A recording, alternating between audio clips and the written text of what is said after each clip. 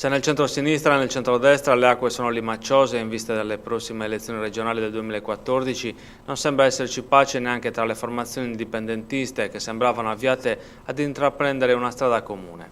Ma gli appelli lanciati da più parti, l'ultimo dei quali formulato sabato da Manca Pros Indipendenzia, che ha invitato tutti ad allestire a settembre un tavolo delle formazioni indipendentiste coerenti, viene respinto al mittente da Sardegna Nazione e Indipendenzia. Basta con gli appelli all'unione degli indipendentisti, sono ormai diventati una specie di liturgia che ogni movimento indipendentista deve celebrare per soddisfare un ormai radicato luogo comune che vuole gli indipendentisti deboli solo perché divisi e in mano a leader resistenti al cambiamento, scrive in una nota Bustiano Compostu, leader di Sardegna Nazione.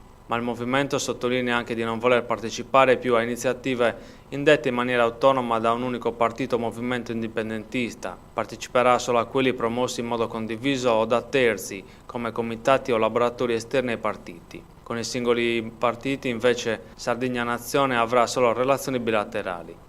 Sarebbe facile dimostrare che quel luogo comune non è il problema principale della cosiddetta galassia indipendentista, ma non è questo il luogo, sottolinea Compostu. Secondo il leader di Sardegna Nazione, nelle prossime elezioni regionali del 2014, lo scontro non è tra partiti, ma tra culture politiche. Tra il partito che c'è, sintesi organica all'Italia, e il partito che non c'è, sintesi organiche alla Sardegna.